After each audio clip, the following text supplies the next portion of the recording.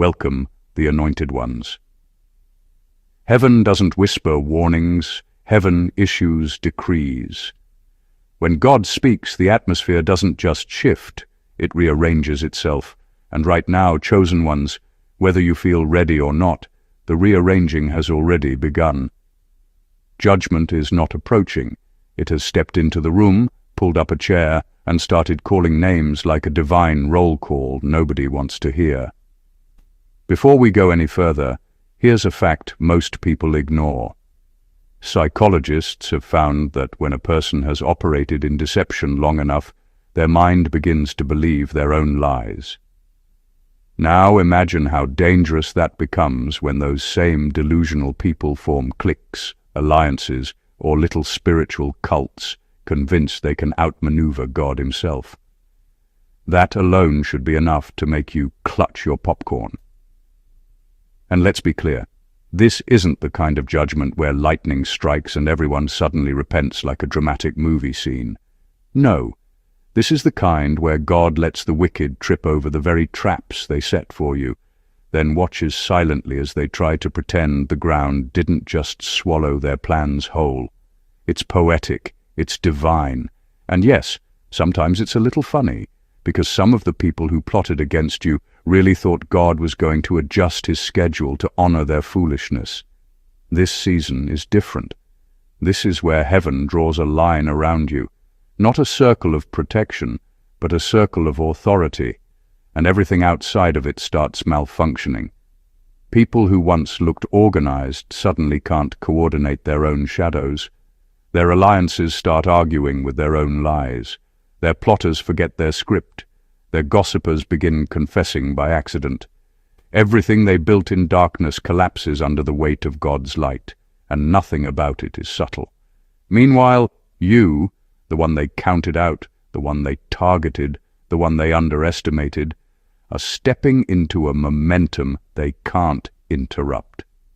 They threw everything at you except logic, and now the same God they mocked is rewriting the whole storyline in your favor. Judgment is ensued. The wicked are exposed. The cult is unraveling. And you? You are stepping into the kind of unstoppable rise that makes heaven applaud, and your enemies suddenly remember errands they didn't have. This is not the beginning of your comeback. This is the unveiling of what was already written about you. And trust me, God didn't write your story to end with you defeated. He wrote it to end with them confused, convicted, and completely incapable of stopping you. Number 1. God didn't just expose the wicked. He exposed their dependency on you. The truth that most chosen ones don't realize at first is that the exposure happening in this season isn't simply about revealing who hated you, who gossiped about you, or who plotted against you. The deeper revelation, the one that really stings them, is that God exposed just how dependent they were on the very person they tried to destroy. This is the kind of exposure that cuts through pride, illusions, and fake power. Because when someone is truly strong, they don't need to drain someone else just to stay standing. For years, some of these people pretended that you were insignificant. They acted like your presence didn't matter, like your voice was small, like your gifts were nothing special. But the moment God pulled the curtain back, you finally saw the truth they hoped you'd never figure out. They were feeding off your energy, your kindness, your ideas, your strength, and your resilience the entire time. They were drawing from you like a hidden power source, hoping you wouldn't notice the spiritual, emotional, and even mental withdrawals happening right under your nose. The surprising part is that the exposure didn't come through drama or chaos. It came through absence. When you finally pulled back, detached, grew, healed, set boundaries, or simply outgrew them, their entire system began to malfunction. Suddenly, their confidence shifted. Their behavior changed. Their stability started cracking. They couldn't produce without you. They couldn't inspire without you. They couldn't perform without the energy they had been siphoning. And as embarrassing as it is for them, this season revealed that everything they built was leaning on the strength of someone they once looked down on. That's why judgment is unfolding. Not because you begged God to punish them, but because God had to show you the real dynamic they kept hidden. He had to show you the truth of who was the source and who was the parasite. Once that was established, the tables turned instantly. You walked into clarity, and they walked into consequences. You moved forward, and they ran out of energy because their supply was never theirs in the first place. This season isn't exposing their wickedness alone, it's exposing your worth. And that realization is the very reason you can't be stopped. Number 2, their judgment. Began the day you stopped explaining yourself. There comes a moment in every chosen one's life when something shifts, not loudly, not dramatically, but with a quiet finality that even heaven takes note of. That moment is the day you stop explaining yourself. It's the day you stop breaking down your intentions for people who twist them. Stop defending your character to people committed to misunderstanding you. Stop giving access to people who have no intention of valuing it. That day is more than an emotional milestone. In the spiritual realm, it is a declaration, and it's the exact moment their judgment quietly begins. Wicked people thrive on access. Not physical access alone, but emotional access, mental access, spiritual access. They thrive on having a window into your mind and your heart. They want to know what you're thinking, how you're feeling, and what you're planning, so they can distort it, weaponize it, or use it to their advantage. The ability to pull you into long explanations, circular conversations, or draining interactions is a power they feed on. When you explain yourself, you give them a thread to pull on. When you stop, they lose their grip. What makes this moment so powerful is that you didn't have to announce anything. You didn't send a speech or a warning. You just stopped. You outgrew the need to convince people who never wanted to understand you in the first place. You rose above their manipulation, their guilt tactics, their gaslighting, and their subtle attempts to keep you tied to their control. In heaven's eyes, that moment is recorded as the beginning of separation, where you step out of their influence and God steps in to take over. People don't realize how spiritually serious it is when someone finally reaches the point of silence. Your silence wasn't weakness, it was evidence of growth.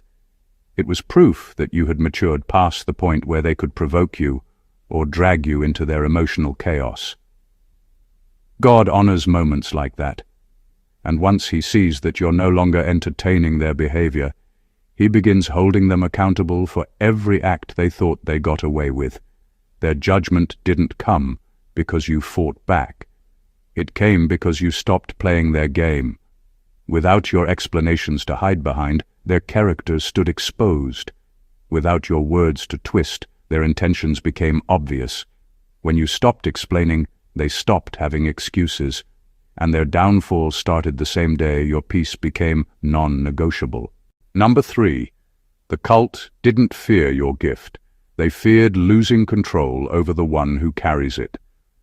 People often assume that the envy and resistance you faced were all about your talent, your intelligence, your potential, or your spiritual sensitivity.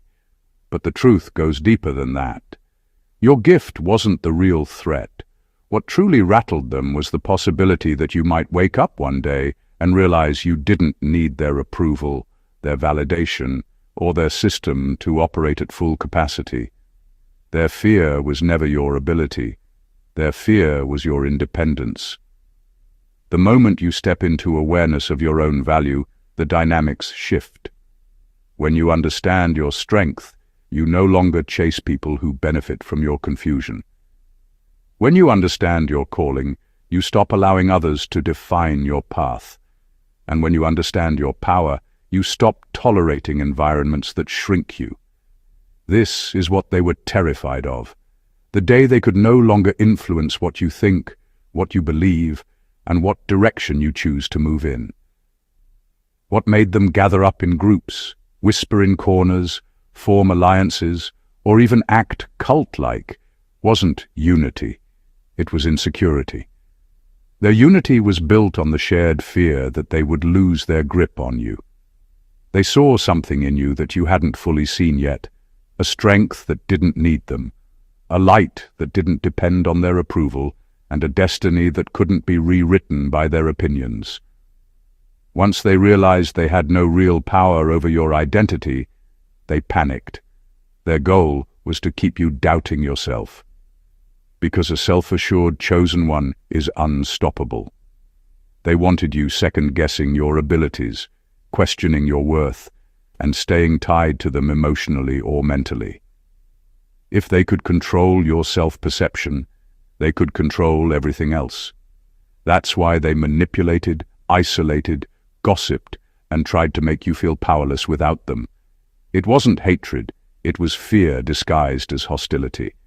But when God exposed them, He didn't just show their wickedness. He revealed their dependence. He revealed how much energy they put into keeping you unaware of your greatness. And once you stepped out of their grip, their entire structure fell apart. Not because you fought them, but because you were the foundation holding up their false sense of power. The truth is simple. They never feared your gift. They feared the day you recognized that the gift was yours, not theirs to control. Number 4. God allowed their attacks because He needed a public record of their motives. One of the hardest truths for a chosen one to accept is that God will sometimes allow the wicked to act boldly, openly, and without immediate consequences. Not because He favors them, not because He forgot you, and not because He wanted you to suffer. He allowed it because every move they made was building a public record, something undeniable, unmistakable, and impossible for them to talk their way out of when judgment arrived. Heaven does not rule based on whispers, rumors, or assumptions. Heaven rules based on evidence, and the wicked made sure to present plenty of it. Every lie they told about you became part of that record. Every attempt to sabotage your name, your character, your progress, or your purpose added to the file. Every moment you held your peace while they escalated their behavior showed the contrast between your integrity and their intentions. They thought they were destroying you behind the scenes, but they were actually documenting their own downfall step by step. The reason some of their attacks were allowed to continue longer than you expected is because God wasn't collecting information. He was letting them expose themselves. He let them reveal their motives through their arrogance, their jealousy, their obsession, and their desperation. He let them talk, lie, slander, and plot because they needed to show who they really were without the mask. If He had stopped them too early, they would have claimed they were innocent, misunderstood, or victimized. But God gave them enough room to show their true nature without any confusion. And while they were busy digging the hole deeper, you were busy growing. Your patience, your resilience, and your silence became testimonies in your favor. You didn't fight dirty, you didn't retaliate, and you didn't match their behavior. You let character speak for you, and heaven took note of every moment. The contrast between your heart and their actions became so distinct that no one can pretend not to see it now. When judgment arrives, it's never random, it's precise, it's justified, it's irrefutable. God allowed their actions because He wanted there to be a complete record, not just for heaven, but for the world. They can't say they didn't mean it. They can't claim confusion. They can't rewrite the past. They exposed themselves loudly, and now the consequences will be just as loud. They didn't write your downfall. They wrote their own sentencing. Number 5, they didn't want you destroyed. They wanted you unaware of how powerful you already are. The greatest threat to the wicked was never your downfall. It was your awakening. They didn't need you gone. They needed you confused, hesitant, doubtful, and disconnected from your true identity. Their entire strategy was built on keeping you spiritually asleep, because a chosen one who knows who they are is a force they cannot manipulate, distract, or delay. They understood your power long before you did, and that's precisely why they invested so much energy into clouding your vision. People rarely go after what they don't fear. The level of effort they put into breaking your confidence revealed exactly how much authority you carried without even realizing it. They used subtle tactics, mocking your ideas to make you second-guess yourself, twisting conversations to keep you off balance, pretending not to see your growth so you'd think it wasn't real. They acted confused whenever you spoke truth, as if your insight was nonsense, just to make you question your discernment. Every move was intentional, not to destroy you physically, but to make sure you never discovered the power you naturally walk with. Because once you see clearly, you can't unsee. Once you wake up, you don't fall back into the same trap. Once you recognize your strength, their opinions lose importance. They knew the moment you realized your worth, their influence would evaporate like smoke. They feared the day you would stop asking for their approval. They feared the day you would stop shrinking yourself to be accepted. They feared the day you would finally stand fully in the identity God gave you. And that day came. The shift didn't happen because they backed off. It happened because God removed the veil from your eyes. He showed you not only who they were, but who you are. Your clarity became their collapse. The moment your mind aligned with your calling, their manipulation lost all effect. The power they thought they had over you was nothing more than a temporary illusion that depended on your confusion. Once that confusion lifted, so did their relevance. The war ended not when they stopped attacking, but when you stopped doubting yourself. Their entire system was built on keeping you unaware, and the moment you stepped into awareness, everything they built crumbled. They haven't accepted it yet, but the truth is simple. They never had power over you, only over the version of you that didn't know who you were. Number 6. Judgment isn't about revenge. It's about restoring the flow of what was blocked by their hands. The delays you faced in life were never a sign that God was ignoring you or withholding anything from you. The truth is much simpler and much more revealing. The blessings meant for you were tampered with by people who felt threatened by your calling. These were individuals who operated from a place of lack, emotionally, spiritually, and morally. They believed that if they could interfere with your progress, they could somehow make themselves more important, more valuable, or more ahead. Their actions didn't just come from jealousy. They came from the fear that your rise would expose their lack. Instead of growing, they tried to block your growth. Instead of building themselves, they tried to sabotage you.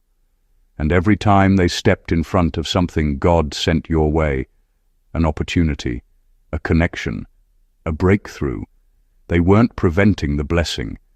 They were simply holding it in place. Blessings assigned by God do not disappear.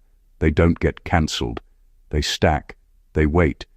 And when God decides the dam has been shut long enough, He breaks it open in a way that nobody can stop, reverse, or interfere with.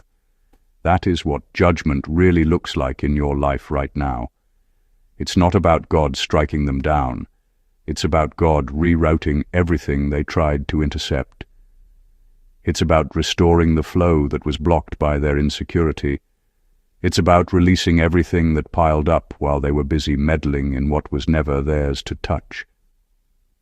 Their interference didn't change your destiny. It only created a buildup of blessings that now have no choice but to overtake you. This is why your next season feels intense. The momentum is strong. The shift is obvious. You're not receiving blessings one by one. You're receiving waves of what has been held back for years. Every lie they told, every door they tried to close, every connection they tried to ruin, only added pressure behind the spiritual dam. And once God decided time was up, every wall they built had to break. Judgment is not God getting back at them, it's God giving back to you. It's God restoring everything that was interfered with. It's God making sure you receive every blessing with interest. The same hands that tried to block your flow are now the reason your blessings are pouring in all at once.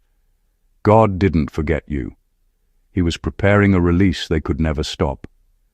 Number 7, God let you walk through their darkness, so you could learn the architecture of evil. There are some lessons a chosen one can never learn from books, speeches, sermons, or motivational words. Your calling requires wisdom that can only come from being exposed to what most people run from. That's why God allowed you to walk through environments, relationships, and situations that were darker, heavier, and more draining than anything you ever expected. It wasn't punishment, it wasn't abandonment, it was training. Raw, unfiltered, spiritual training that couldn't be taught from the outside. God needed you to understand the architecture of evil from the inside out. Most people only recognize evil when it becomes obvious. They only notice manipulation when it explodes. They only see betrayal once it's fully matured. But you were trained to see it in its earliest stages. You learned how deception starts small.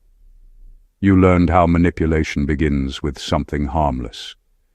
You learned how envy masks itself as concern, how control disguises itself as guidance, and how wicked people often present themselves as the most charming individuals in the room. You didn't learn this from theory. You learned it from surviving it. Every confusing moment, every unexpected attack, every strange shift in people's behavior was part of the curriculum God enrolled you in. You learned the patterns of dishonesty. You learned the energy of hidden agendas. You learned to pay attention to tone, timing, silence, and inconsistency. You learned who people become when they think no one is watching. Your spirit became fluent in a language most people don't even know exists. This training didn't just sharpen your intuition, it rewired your entire spiritual perception. It made you someone who can sense motive without evidence, someone who can feel danger before it arrives, someone who can see the trap long before it's set. This is why your discernment is so advanced. This is why certain people can't fool you anymore. This is why manipulation doesn't land the way it used to. God walked you through their darkness until you could recognize evil by its structure, not its appearance. And now that you've learned this architecture, wicked people have lost their advantage. They can't surprise you because you've already seen the blueprint. They can't confuse you because you understand the layout. They can't trap you because you've walked through enough darkness to know every exit, every shadow, and every hidden door. Your training was never about suffering. It was about mastery. And now that you've mastered the architecture of evil, you're stepping into a season where deception has no power over you ever again. Number 8. They tried to break your spirit because they couldn't break your assignment. They thought breaking your spirit would disconnect you from your destiny, but they never understood that your assignment wasn't tied to your emotions. It was tied to your existence. You weren't called to this mission, you were born into it. That means even on your worst day, you're still a threat. Even when you're drained, you're still chosen. Even when you're questioning everything, heaven isn't questioning you. Your enemies miscalculated your wiring. They assumed your spirit operated like theirs, fragile, insecure, shaky, dependent on validation. But your spirit was engineered differently. It carries codes they don't have, endurance they can't replicate, and resilience they can't understand. Your spirit is a blueprint they could never decode, no matter how many times they tried to study you, copy you, or manipulate you. And that's why their attacks failed. They didn't fail because you were untouchable. They failed because your assignment was untouchable. You were covered not because you were perfect, but because you were purposed.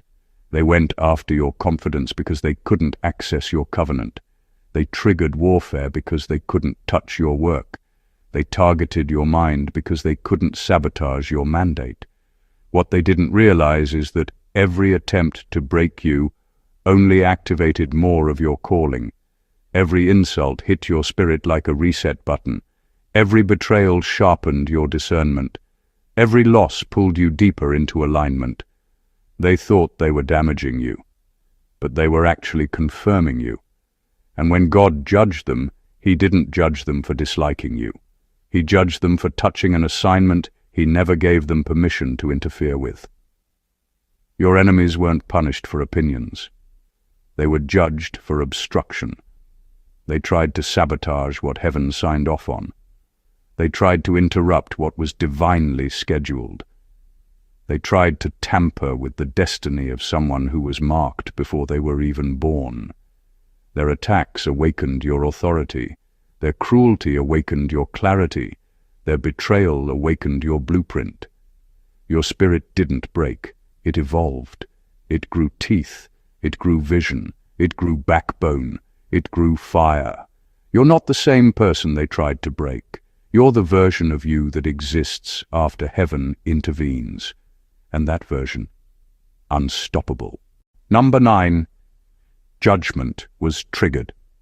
When you finally outgrew the version of you they could manipulate. Judgment didn't fall because you cried. Judgment didn't fall because you were mistreated. Judgment fell the moment you elevated. The moment you rose into the identity heaven always knew you would eventually step into. The moment you outgrew your old wounds, old patterns, old fears, and old naivete. That's when everything shifted, because the version of you they were manipulating wasn't the real you. It was the unawakened you. And once the real you emerged, their influence evaporated. Your enemies were never afraid of losing you. They were afraid of losing their ability to control you. They weren't panicking because your life improved. They were panicking because your perception improved. You began to see through the tactics they depended on. You recognized the cycles they used to drain you. You realized the emotional hooks they pulled to destabilize you. Their strategy depended entirely on you staying blind, small, insecure, or loyal to versions of yourself you had already outgrown. But spiritual evolution destroys spiritual manipulation. When God upgraded your identity, every old entry point was sealed. What used to trigger you now bores you. What used to intimidate you now exposes them. What used to confuse you now reveals their intentions with terrifying clarity. Your healing cut off their access. Your growth shut down their permissions. Your elevation disabled their spiritual passwords. And that's what activated judgment. Judgment wasn't simply a response to their behavior. It was heaven's announcement that you have ascended beyond their reach. When they attempted to re-enter your life, they weren't just revisiting the past, they were trespassing. They were trying to access an outdated version of you that no longer exists, and heaven deemed it a violation. They kept chasing the old you because the new you is untouchable. They kept trying to pull you back because the elevated you exposes every lie they built their power on. And God doesn't just judge wicked actions. He judges the audacity of those who attempt to drag His chosen ones back into identities He already delivered them from. You didn't just outgrow them, you evolved beyond the spiritual frequency they operate on. And the moment you did, judgment became unavoidable. Their downfall isn't a reaction to your suffering, it's a reaction to your transformation. Because once heaven updates your identity, anyone who tries to handle you like the old you becomes subject to consequences that were never meant for you, only for those who refuse to accept your elevation. Number 10, the cult's power was an illusion, and your awakening made it collapse. Their strength was never real. It was a performance staged in the dark, relying on you not knowing how much authority you carried. What looked like power was simply coordination. What looked like influence was really insecurity hiding behind numbers.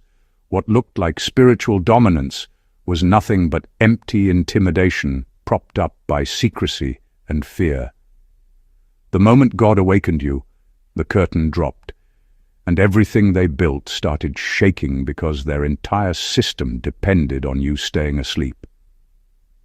They didn't fear exposure from outsiders. They feared exposure from you. You were the only one who could see through their structure, decode their intentions, and dismantle their tactics without lifting a single finger. And the moment your awareness rose, their power became transparent. Manipulation only works when the target hasn't identified it. Every spell they cast relied on you doubting yourself. Every ritual relied on you staying emotionally vulnerable. Every coordinated attack relied on you being too compassionate to understand the warfare happening behind your back. Your awakening removed the fuel they lived on, the silence you kept, gone, the empathy they drained, reclaimed, the presence they fed on, withdrawn. Without your energy, their system starved. Without your innocence, their strategy collapsed. Without your participation, their hierarchy fell apart. They needed you more than you ever needed them, and judgment revealed that they were parasites masquerading as puppeteers. What they called power was really dependency. What they called unity was mutual fear. What they called strategy was desperation. What they called control was borrowed influence stolen from your unawareness. And God allowed your awakening to flip the entire structure upside down. You became the mirror that showed them the truth. You became the light that revealed their weakness. You became the clarity that exposed their dysfunction. They weren't strong. You just hadn't yet realized you were the one holding their whole operation together. Judgment didn't simply take them down. It revealed that they were already collapsing long before you walked away. Your awareness didn't weaken them. It exposed that they had no real strength to begin with. Their entire empire was built on one fragile condition: you not knowing who you are. The moment that changed, the war ended, the illusion shattered, and everything they built in darkness crumbled under the weight of your awakening. Number 11. God isn't just defending you, He's rewriting the entire narrative. They tried to script for your life.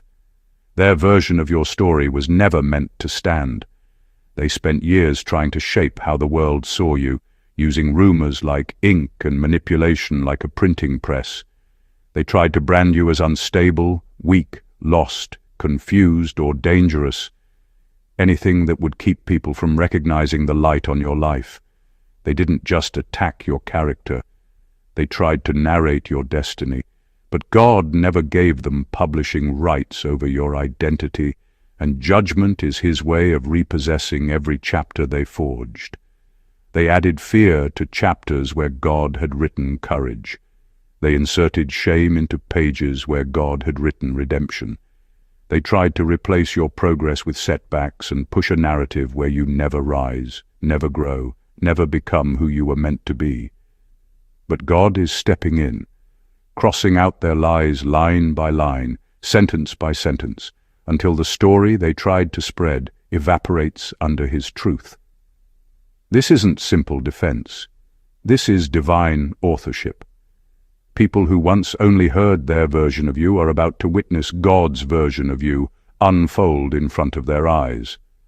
The same mouths that reported lies will now have to repeat testimonies. The same ears that absorbed rumors will now hear the truth with clarity. The same people who were comfortable writing you off will now be uncomfortable watching you rise. They thought they were writing your obituary, but God turned it into a preface. Judgment means reconstruction.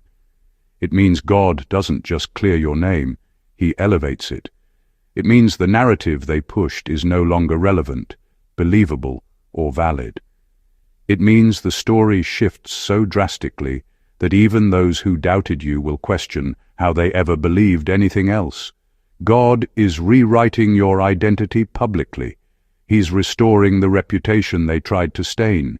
He's deleting the descriptions they tried to attach to you. And He's highlighting the truth they tried to bury under layers of jealousy, insecurity, and projection. You're not just being defended. You're being redefined. The world won't meet the version they tried to create. The world will meet the version God always intended. And that version cannot be lied on, erased, or rewritten by anyone but Him. Number 12. You weren't just protected. You were studied by heaven. God didn't watch over you from a distance. He paid attention. There's a difference between being guarded and being evaluated, and heaven wasn't just surrounding you with protection. It was taking note of who you were when nobody was clapping, nobody was helping, and nobody was acknowledging your struggle. Protection kept you alive, but observation recorded your growth. Every silent choice you made became evidence in your favor long before judgment began. When chaos would have been the easier reaction, you chose calm, not because you were weak, but because your spirit refused to be dragged into the dirt with people who lived there. Heaven recorded that. When you could have retaliated and made the wicked regret every word, every rumor, every setup, you instead kept your integrity intact. Not because you were naive, but because your soul knew revenge is a cheap trade for destiny. Heaven documented that too, and when life felt heavy enough to break anyone else, you kept moving forward, even when no one knew how much strength it took just to stand upright. That didn't go unnoticed. Those moments weren't random, they were spiritual qualifications. Your restraint was evidence. Your patience was evidence. Your endurance was evidence. Your compassion, even when given to people who didn't deserve it, was evidence. Heaven studied your reactions the way a king studies the character of the one he plans to promote. God wasn't just counting your tears. He was measuring your maturity. He wasn't just shielding you from evil. He was evaluating how deeply you could be trusted once He elevated you above it. The wicked didn't know that while they were plotting to discredit you, you were building a spiritual portfolio that made their attacks look small, petty, and ultimately pointless. Judgment is not only about punishing them, it's about rewarding you. Those silent battles you fought, the ones nobody knew about, the ones that left you exhausted but still standing, they built a resume that heaven is now unfolding publicly. Your promotion wasn't delayed, it was being prepared. Your blessings weren't missing, they were accumulating. Every private victory became a line on your divine record that now speaks louder than their accusations ever could. You weren't just protected, you were observed, validated, and chosen for what comes next. Heaven didn't just keep you alive, it took notes, and now those notes are turning into rewards. Number 13, their judgment is proof that your next season requires no opposition to advance. There are seasons where resistance becomes a teacher, shaping your grit and sharpening your discernment. But this season isn't one of them. You're stepping into a phase of your life where conflict would only slow down what God intends to accelerate. The wicked weren't judged because you lacked strength. They were judged because their presence would interfere with the speed and clarity of your next assignment. What's coming doesn't require endurance, it requires momentum.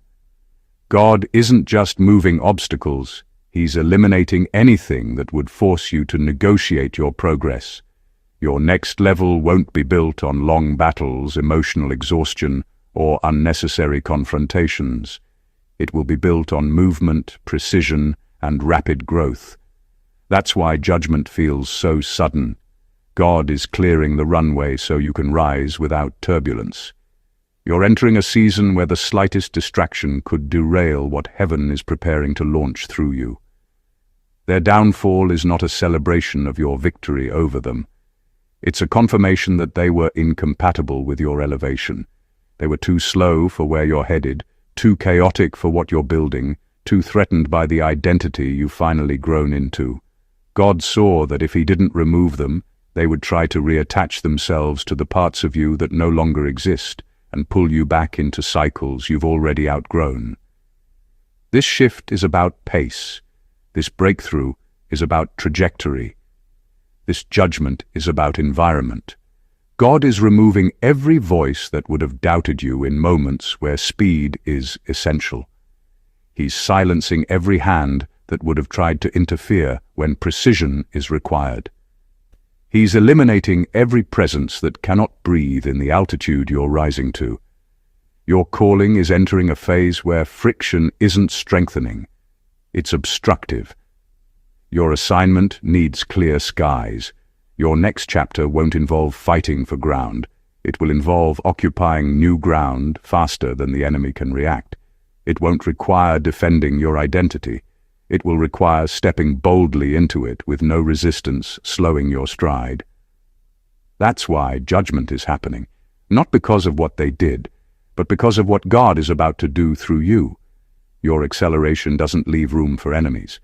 Your elevation doesn't leave space for distraction. Your destiny doesn't require their participation or their opposition. The path is being cleared because this time you're meant to fly without anything pulling at your wings. Number 14. You can't be stopped. Because God already finished what they thought they were interrupting.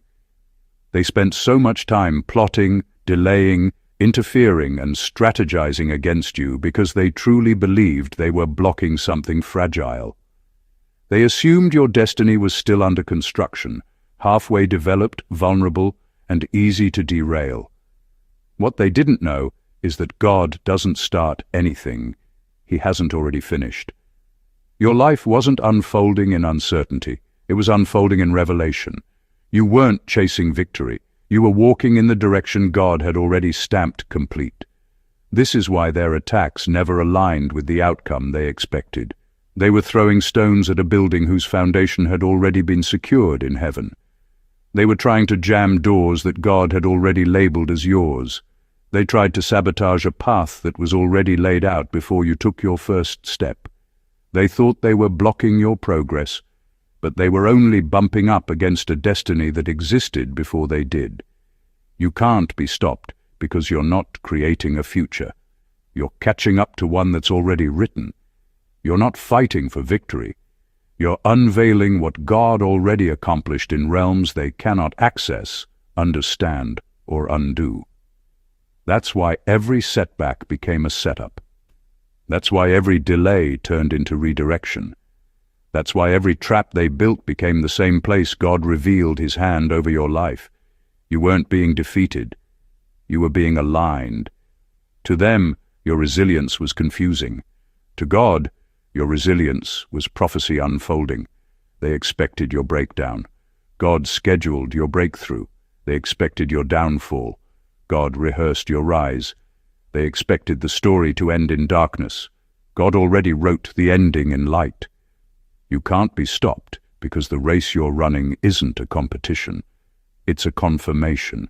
The moment you showed up in this world, the outcome had already been declared. That's why their warfare was always mismatched. They were fighting a finished script while you were living it out one scene at a time. What they tried to interrupt is something they never had access to. God completed your victory long before they conceived their attacks. So no matter how aggressively they tried to interfere, they were always too late. You aren't fighting for destiny. You are the manifestation of destiny. And destiny can't be stopped by hands too small to touch what God has already settled. When you step back and look at everything God has been doing in your life, a pattern becomes impossible to ignore. Nothing the wicked built against you had the authority to stand. Not the lies, not the delays, not the coordinated attacks, not the cult-like structures formed to drain you, derail you, or destabilize you. Every single tactic they used only revealed another layer of who you truly are, and every battle they initiated only exposed how divinely backed you've always been. God didn't just protect you. He studied you, shaped you, positioned you, and then elevated you at the exact moment when their power evaporated. You didn't rise because the wicked stopped fighting. You rose because their influence no longer mattered. Judgment isn't just happening around you. It's happening because of who you've become. Every lie they told is collapsing under truth. Every trap they set is collapsing under exposure. Every narrative they crafted is collapsing under the weight of God's authorship unfolding in real time. Heaven used your patience as evidence, your endurance as proof, your integrity as testimony. The wicked thought you were vulnerable, but all along you were being evaluated for a promotion they could never stop. They studied your weaknesses while heaven documented your strength. They rehearsed your destruction while God finalized your destiny. And now, everything they tried to conceal, twist, or sabotage is unraveling. Not because you retaliated, but because God stepped into the room and declared the case closed. This entire journey reveals something even deeper. You were unstoppable the moment God finished writing your story. You weren't surviving attacks. You were outgrowing versions of yourself they depended on. Their collapse was triggered by your awakening. Their judgment was triggered by your evolution. And your elevation was ignited by the truth that finally rose to the surface. You cannot be stopped because God already established the ending before your enemies even appeared in the story. You're not entering a new season. You're stepping into a fulfilled one. The runway is clear. The opposition has been removed. The narrative has been rewritten. Your blessings are no longer delayed, they are in motion. And the same people who underestimated you will now watch the divine completion of what they tried to interrupt. Your life is shifting publicly. Your identity is being announced spiritually. And your destiny, the one they tried so hard to sabotage, is unfolding with unstoppable force. If this message spoke to your spirit, don't leave without supporting the channel. Make sure you subscribe, like this video, drop a comment, and share it with someone who needs to hear it. Your engagement helps this message reach the people God intended. Blessings to you, chosen one. Greater is unfolding from here. God bless you.